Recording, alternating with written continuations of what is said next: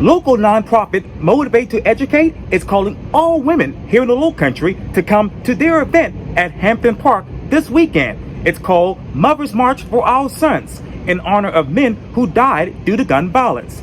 Today, I talk one-on-one with the founder and CEO of Motivate to Educate, Tony E. Lewis, for this edition of Quintin's Close-Ups. And if you haven't already, subscribe to my YouTube channel and like Quintin's Close-Ups on Facebook. Tony E. Lewis Sr., yes, welcome back to Quintin's Close-Ups. Pleasure, my friend. Yes, sir. Obviously, you're the founder and CEO of Motivate to Educate. Yes, sir. And coming up this weekend, you're actually having an event called Calling All Women Mother's March for Our Sons. And daughters. And daughters. Was cut short by the daughters.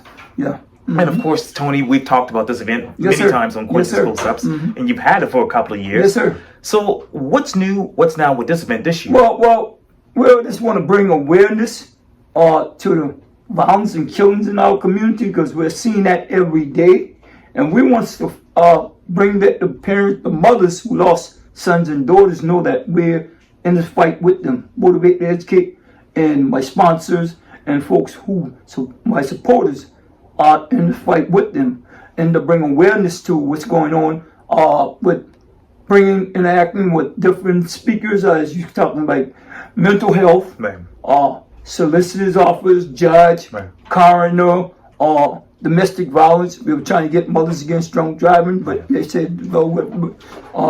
Then we have possibly talking with Senator Dion Tedder to come talk from perspective of what is the state putting in the stiffened penalties and things that we can curb these violence and killing in our community. Spoke with Senator Scott's office, trying to come from the federal perspective the same way, because I reached out to Nancy Mace, but she was booked up for the whole 17th. So again, we just want to bring the awareness of what's going on out in our society. What can we do to help resolve the situation? Because again, I just saw a little girl got killed up there in Target or wherever, somewhere. In Austin, Texas. Yeah, that's sad. And locally, Tony, what do you want to bring awareness to? What's exactly going on in the community now? Well, again, we have to find a solution to all these problems. We got to get to the nitty gritty, as it says, what all it comes under, which umbrellas. You have it, man. You'll be surprised, because I did a Google and asked what causes gun violence, and man, it's come from here to there. And as a matter of fact, I'm having it put together with Staples, and Mount Pleasant. They're putting it together for me so I can display it for the general public, so they can know and be aware of what gun violence stem from. Well, let's get to the nitty gritty. Yeah. What demographic is most affected by gun violence? African Americans. What age? Oh, I say about from 13 and on up. And what areas of Charleston County? Oh man, this is various. North Charleston, many downtown, west, and guess what? Nobody is exempt from this violence and killing. Going on in our community. They're not exempt. So what exactly is the cause? Well, the cause is different things. You have poverty. You got socioeconomics. The whole 9 yards. It's a whole 9 yards. Like I said again, it will be displayed on this Sunday, so folks can see what all comes under the umbrellas of gun violence. You talk about gun violence, you talk about display. So how many people do we know that actually been affected by gun violence in this community? Oh man, plenty. I know plenty. Trust me. How many? I don't know the exact numbers, and I will get back with you on that note, because you really you will do your homework now. Again, I will find out exactly the numbers, and I will get back with you, and you can put it back to the general public. The general public. What else do you want to obviously keep the general public aware of when it comes to gun violence? Yes. Well, we want to make sure that we can set things in our minds of our legislators and folks, different folks with different organizations that come together as a team, and to be that village that we can kind of resolve these situations, because each one teach one to reach one. See? So we can teach one person, they can take it to the next person next, and their communities and society, and spread it around like wildfire. Because we have to be that village. We can't be a part, we got to be a whole village. That means everybody coming together. That means elected officials, general public, community, that's the whole 9 yards. That's school, everybody, communities and all. How do you keep this village together in the next 5 to 10 years, Tony? Well, again, we have to keep it real. We have to dig down and see ourselves, because if it's not affecting us directly, then we don't care. But when, again, that's why I told my legislative friends, if things are not affecting you directly, then you don't seem like you don't have a problem. You don't have a problem with trying to implement ideas and visions and solutions. How has gun violence affected you personally? Well, again, and I've seen, not directly, but indirectly, because I've seen a lot of young men, demise when they should have been still here trying to help things and be productive citizens and leaders in our society. Again, we all have to come together. That's mean like school and everything. Everybody. You can't turn your eyes and say, oh, that's not my job. I coached for 25 years and I've been working with a bunch of young men. And thank God, all of them, young men and women, doing fine. The story I always tell people, I got a young man off of Rosemount, the subdivision. Came, graduated from North Charleston High School, went and worked in a business as a manager, come back from Rosemount to Cane Bay now. That's a successful story. And he was with me every day, 7 days a week, when I was coaching him. So, and then when the brother-in-law died, and at one of the local funeral homes, 10 of them coming to me, and then one of them said, oh, that's our daddy right now. Everybody looked like, okay, who's the daddy? And they just said, no, he was here every day with us. We had fathers, but they were not in our lives like he was. Every day, 7 days a week, he was with us. So the whole idea was just training them up the right way, the way I was taught. So we wouldn't have the folks add on to the problems we got now. So not to add on to those problems, but Tony, let me ask you, where are the fathers today? Bro, I can tell you, they're there.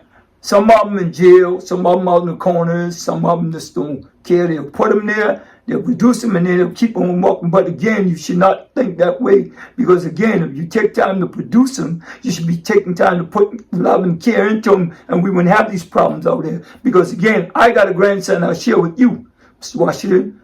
He wanted to be a veterinarian, and he told his mama, he said, I don't want to be a veterinarian. He said, I always see my pop-up, always on TV, and I was helping people. Now he's studying to be an attorney. Made 2 A's last year, first time in college, A and B, and on the dean's list. I'm very proud of him. Those are success stories. That's what you want to implement in our youth and young people. Because again, if you keep telling them, oh, you bad, whatever you put in that computer, in that brain, that's what comes out. What do you want to implement next after this particular march? Well, after this, I want to just implement how we can go and talk to these young men and upgrade them and talk and speak to them in a manner that they understand and respect them first and foremost. Because if you go in with respect, love and respect, you will get that. But if you go back, you go in a bad way, they will have a shield, a vision shield, an invisible shield in front of them. But me, I don't have that problem. I thank God for that. I don't have that problem because I can engage with them because I respect them.